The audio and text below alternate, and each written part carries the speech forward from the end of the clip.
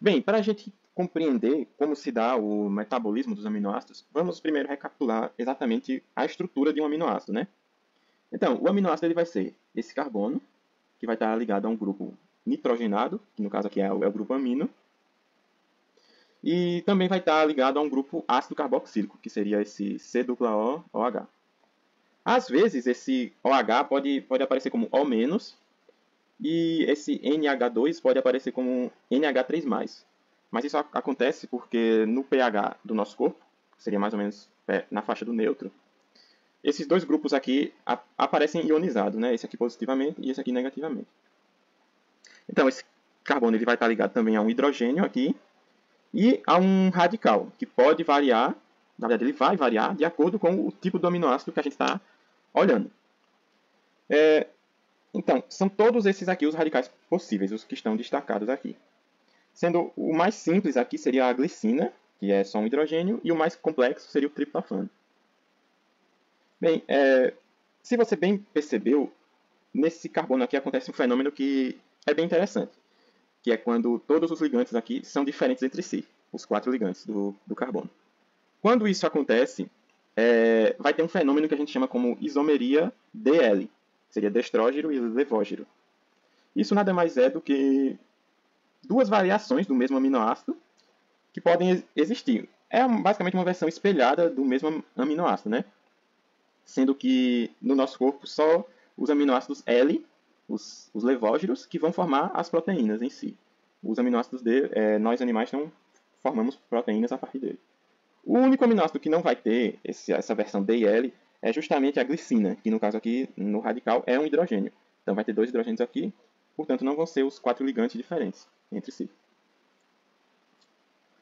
Então, os aminoácidos têm duas origens diferentes, né? Que seriam as nossas próprias proteínas do nosso corpo, que podem ser degradadas a polipeptídeos, oligopeptídeos e, por fim, aminoácidos.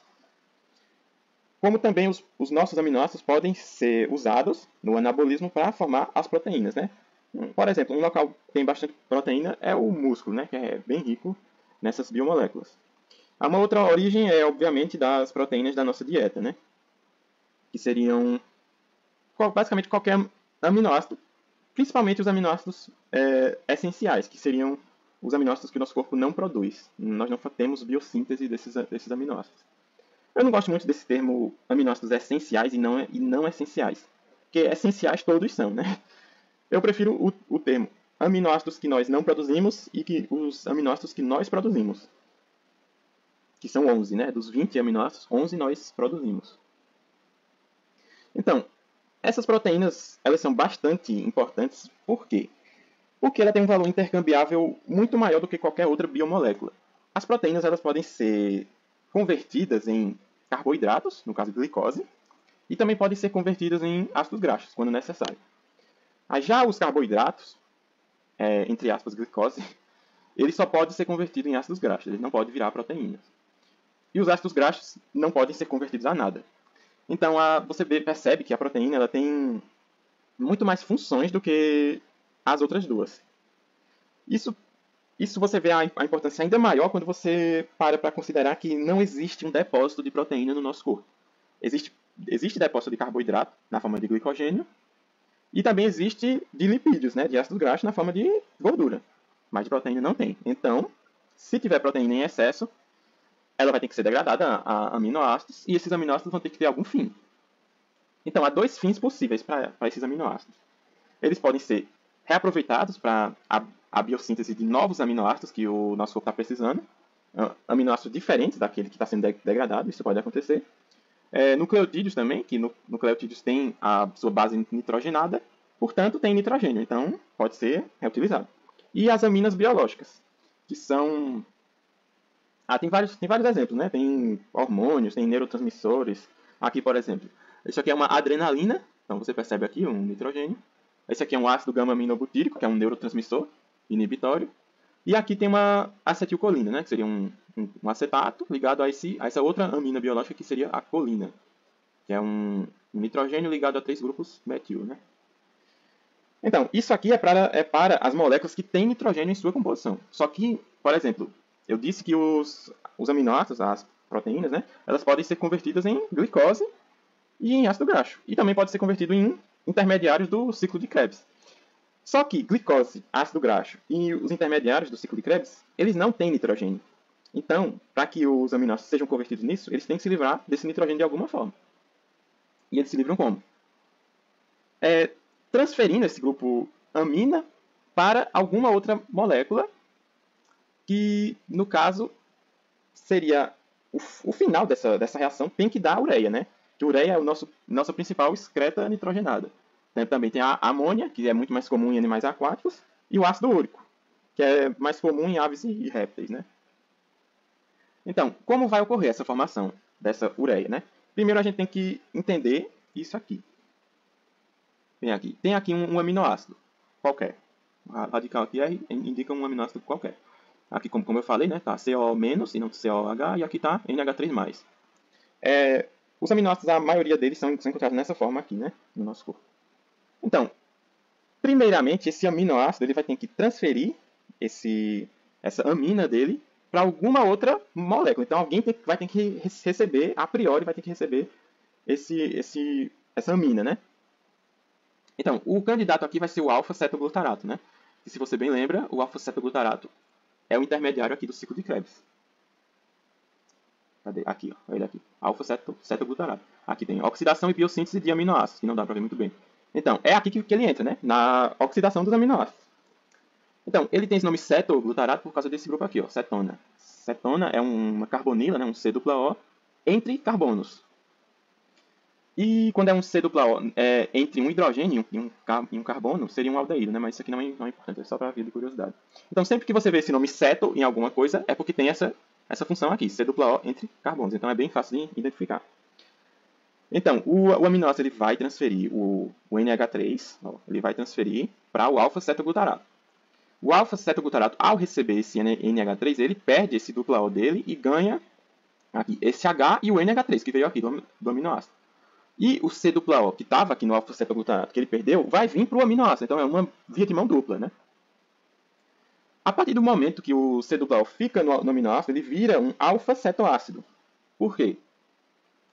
Porque ele tem aqui o grupo cetona e o grupo ácido. Ele perdeu o grupo amino. Então, ele, em vez de ser um aminoácido, ele vira um cetoácido. É justamente só o nome da função que muda. Em outras palavras, o alfa-cetoácido é o aminoácido sem o grupo amino. Basicamente é isso. Essa reação ela é catalisada por essa enzima aqui, é uma aminotransferase, ou seja, ela está transferindo esse grupo amino de uma molécula a outra. No caso do aminoácido, para o alfa-cetoglutarato. E como com a enzima, aqui tem o PLP, né, que é o piridoxal fosfato. Que na verdade é a vitamina B6, se eu não me engano, na sua forma ativa. Mas isso aqui não é tão importante, né? Então, a partir do momento que o glutamato ele recebe essa amina, ele tem dois destinos possíveis, né? Ele pode sofrer uma transaminação, ou seja, a mesma coisa que ocorreu aqui, transferir o grupo amino, ou uma desaminação, né? Então vamos por partes. Aqui na transaminação, tá aqui o glutamato, ele recebeu a amina do aminoácido, e agora ele vai transferir esse amino para outra molécula, que no caso vai ser o oxalacetato, que você também lembra, né, que o oxalacetato é aqui um intermediário do ciclo de Krebs. Então, a oxidação e biossíntese de aminoácidos, ele também vai ser usado. Por isso que o ciclo de Krebs é uma via anfibólica, né, que vários intermediários dele podem ser usados em várias vias diferentes. Por isso que é tão importante o ciclo. Bem, então tá aqui, essa reação também vai ser bem parecida, né? O glutamato ele vai doar o NH3 para o oxalacetato, que tem cetato, né? Ceto, aqui, C-O. E o oxalacetato ele vai doar o dupla O dele para o glutamato. Então tá aqui, ó, NH3 doou, virou aspartato. Ó, é a mesma molécula, sendo que em vez de ser o dupla O aqui, é o NH3. E o glutamato ele volta a ser alfa-cetoglutarato, do início, lá do ciclo de Krebs. Ó, ele recebeu, perdeu aqui o NH3, virou dupla O. Então aqui formou aspartato. Isso aqui é a reação de transaminação, né? Transferir o grupo amina. Então foi ele que recebeu aqui por último. Ou esse mesmo glutamato aqui pode sofrer uma desaminação, ou seja, ele em vez de transferir o grupamento amina para outra molécula, ele vai perder o grupo amina e a amina ela vai ficar solta. Simplesmente não vai ter ninguém. Então, tá aqui o glutamato, ele vai sofrer essa reação e vai, primeiramente, vai sofrer uma oxidação aqui. Então tem aqui o NAD, pode ser o NAD+, ou o NADP+, né? Essa é uma das poucas enzimas que consegue usar tanto um como o outro. Então, ele vai perder aqui, ó, esse hidrogênio. No momento que ele perde esse hidrogênio, que passa para o NAD+, ou o NADPH+, ele vai virar o NADH ou NADPH, né? Vai depender do que tiver lá disponível para a enzima. Então, perdeu esse hidrogênio aqui, caiu fora. Aí vai ser formada essa dupla ligação, para continuar estabilizada aqui as 4 ligações desse carbono. E agora vai entrar uma molécula de água, né? Então, essa amônia ela vai cair fora, né? Esse amino vai cair fora na forma de amônia. O oxigênio aqui da água, do H2O, vai vir para cá. Vai fazer essa dupla ligação e vai formar o alfa-cetoglutarato. Ele vai voltar a ser alfa-cetoglutarato aqui.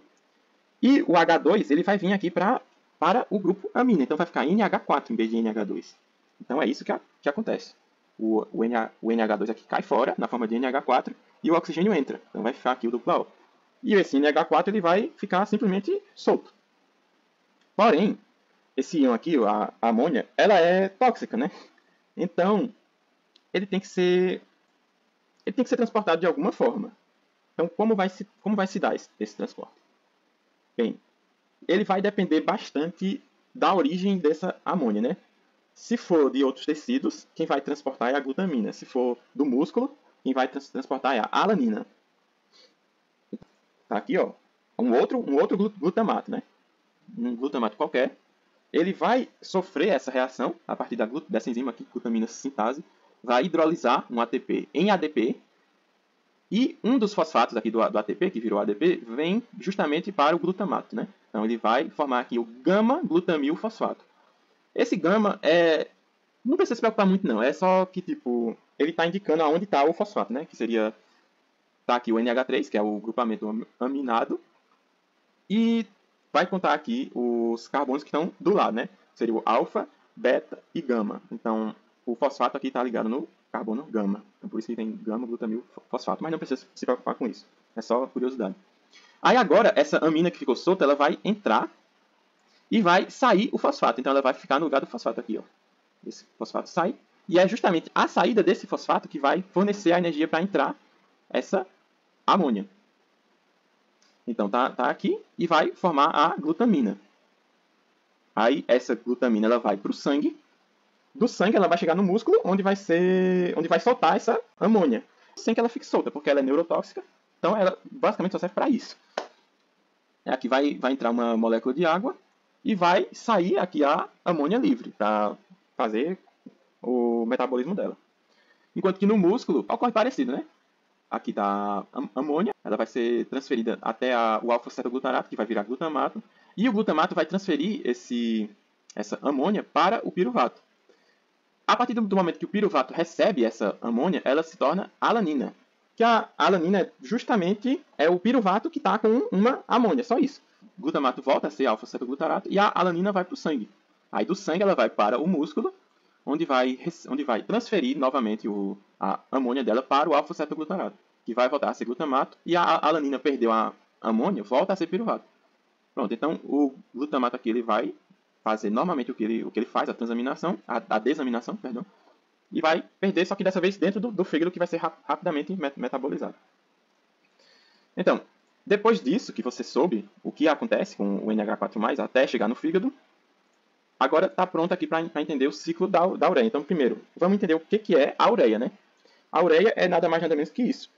É uma carbonila, C-O, ligada a dois grupamentos aminados, duas aminas. Então, é a forma que tem do corpo se livrar dos grupos nitrogenados que ele não está precisando. Bem, então vamos por partes. Ao invés de ver o ciclo da ureia como um todo, vamos dividir ele nos 5 passos que são o todo, né?